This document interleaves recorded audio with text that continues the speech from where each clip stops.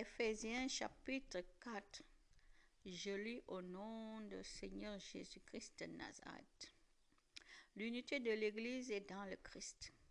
Voici ce que je vous demande avec force, moi qui suis prisonnier pour le Seigneur. Vivez en accord avec l'appel que vous avez reçu de lui. Soyez simples, doux et patients. Supportez-vous les uns les autres avec amour. Cherchez toujours à rester unis par l'Esprit Saint. C'est lui qui vous unit en faisant la paix entre vous. Il y a un seul corps et un seul Esprit Saint. Dieu vous a appelés aussi à une seule espérance. Il y a un seul Seigneur, une seule foi, un seul baptême. Il y a un seul Dieu et Père de tous.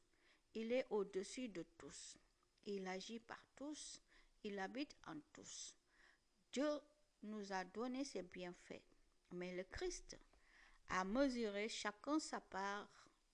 Dans les livres saints, on lit: quand il est monté très haut, il a amené des prisonniers. Il a fait des dons aux êtres humains.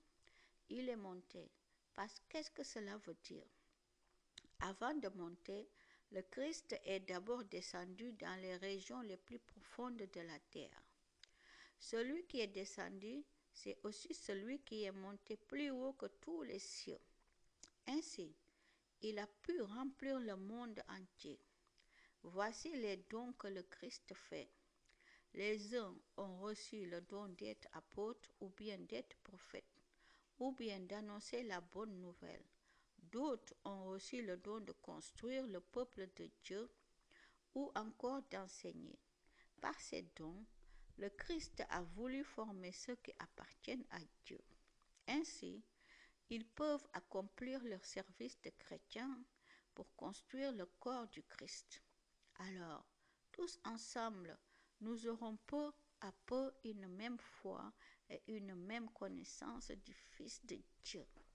Finalement, nous serons des chrétiens adultes et nous atteindrons la taille parfaite du Christ. Nous ne serons plus des bébés. Nous ne ressemblerons plus à un petit bateau poussé dans tous les sens par les vagues de la mer.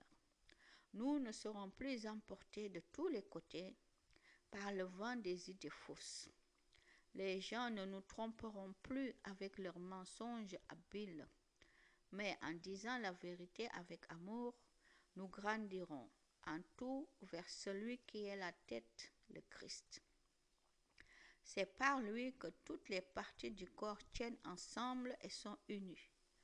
Beaucoup d'articulations servent à unir le corps et quand chaque partie du corps fait son travail, le corps grandit et se construit lui-même dans l'amour. La vie nouvelle dans le Christ. C'est pourquoi je vous dis ceci et j'insiste au nom du Seigneur. Ne vivez plus comme ceux qui ne connaissent pas Dieu. Leurs pensées ne mènent à rien. Leur intelligence est dans la nuit et ils ne participent pas à la vie de Dieu. En effet, ils sont ignorants parce que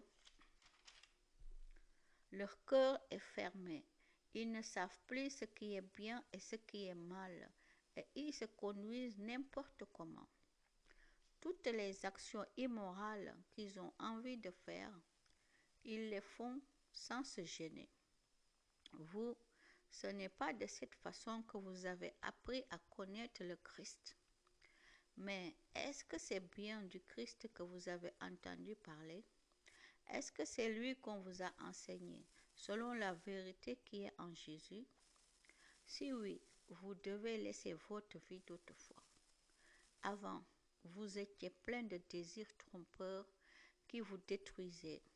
Eh bien, ce que vous étiez avant, il faut vous en débarrasser comme d'un vieux vêtement.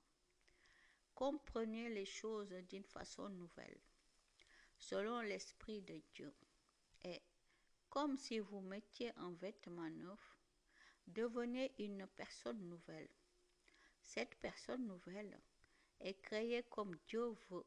La vérité la rend juste et sainte. Alors, ne mentez plus. Chacun doit dire la vérité à son prochain, parce que tous ensemble, nous faisons partie d'un même corps. Quand vous vous mettez en colère, ne commettez pas de péché. Votre colère doit cesser avant le coucher du soleil. Ne laissez aucune place en vous à l'esprit du mal. Le voleur ne doit plus voler. Il doit plutôt faire tous ses efforts pour travailler de ses mains honnêtement.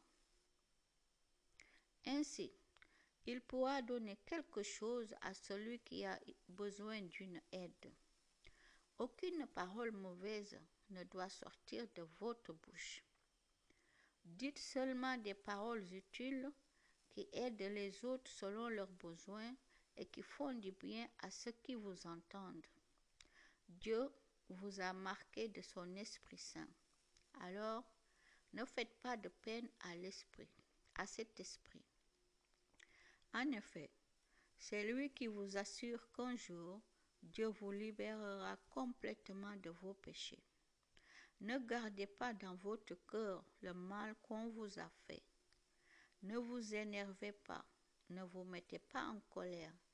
Faites disparaître de chez vous les cris, les insultes, le mal sous toutes ses formes. Soyez bons les uns pour les autres. Ayez un cœur plein de tendresse. Pardonnez-vous les uns aux autres comme Dieu vous a pardonné dans le Christ. Amen.